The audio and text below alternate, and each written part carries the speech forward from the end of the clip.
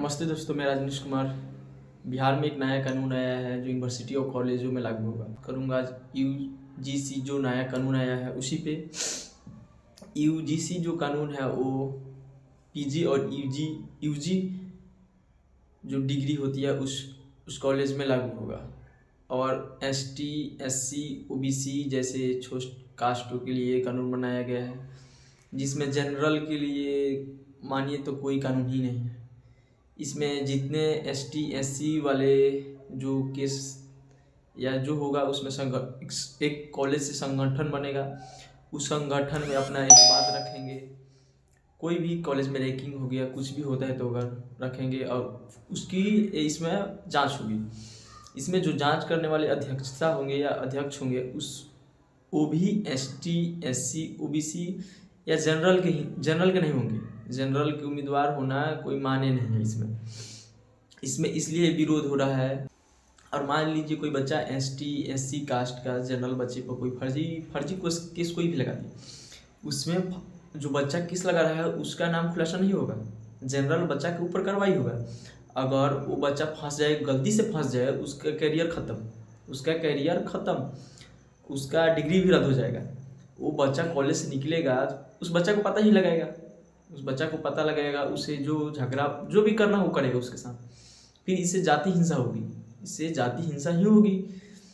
हमको नहीं लग रहा है इस कानून से जाति में एकता होगी, इस जाति में विवाद ही होगी इस कानून से। कोई भी बच्चा, कोई भी लड़की किसी लड़का को बोल देगी एसटी, एससी, किसी मैक्सिमम बात आप मानिए, कोई भी लड़की किसी लड़के को बोल देगी कि हमको ही फंसा रहा है, हमारे साथ ये किया है, चाहे गलत किया है, ना करे भी तो फंस जाएगा लड़का। इसमें उस लड़की के ऊपर कोई कार्रवाई नहीं होगा, जो कार्रवाई होगा उस लड़के के ऊपर कार्रवाई होगा। इसमें एक कानून में होता है कि जैसे वो लड़की बोल रही है, वो सही बता रही है या गलत बता रही है, उसके ऊपर भी कार्रवाई हो।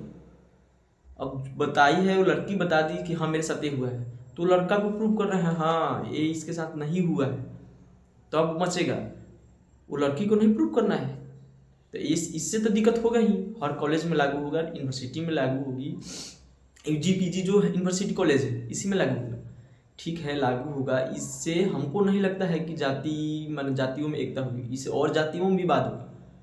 जिस बच्चा का करियर खत्म होगा वो कुछ ना तो कुछ करेगा, जो भी फंसाया उसको। जरूरी तो नहीं है कि 100 में से मैक्सिमम 100 में से 70% फेंक ही होंगे, 30% ऐसा केस आएगा जो सच होगा। छोटा मोटा बात में कोई भी किसी को फंसा देगा। इसमें ऐसा होता है कि हाँ जो बोल रहा है वो सच बता रहा है कि गलत बता रहा है, होता ऐसा माने कि उसके ऊपर भी कार्रवाई होता कि तुम गलत कह, ऐसा कुछ नियम ही नहीं है। हमको लग रहा है जो ऐसे सुने हैं, अब राम जाने क्या होगा। नहीं मजे की बात, जो लोग मोदी जी की विरोध कर रहे थे या जो लोग मोदी जी को सपोर्ट कर रहे थे, इसका उल्टा हुआ है। पहले जो मोदी जी के सपोर्ट में थे आज वो विरोध में आ गए हैं, जो पहले विरोध में थे आज वो सपोर्ट में आ गए। तो भाई ये जो इंसान है ये अपने फ़ायदा के लिए सोचता है कि हमें फ़ायदा कैसे हो, ये किसी और के फ़ायदे के लिए नहीं सोचता है।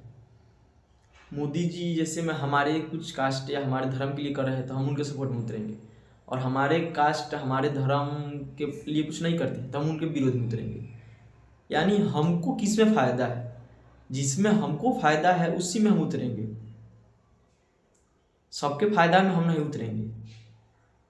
तो कानून हो चाहे कुछ भी हो, सबके फायदा में हो, वही काम होना चाहिए। एक किसी या दो व्यक्ति या पूरा मन हम बोलना चाहते हो समझिए आप, ऐसे के फायदा के लिए नहीं होना चाहिए।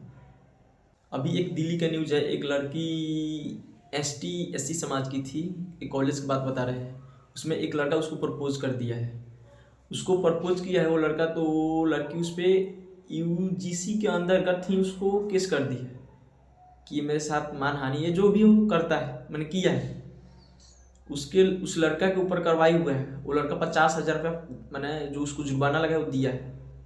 बताओ, इतनी मैक्सिमम बात के लिए उस लड़का को 50,000 रुपया देना पड़ा।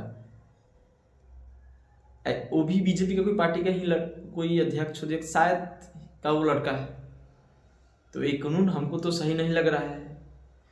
और आप लोग जो हो बताएं कमेंट में वीडियो देख के। जय श्री कृष्ण।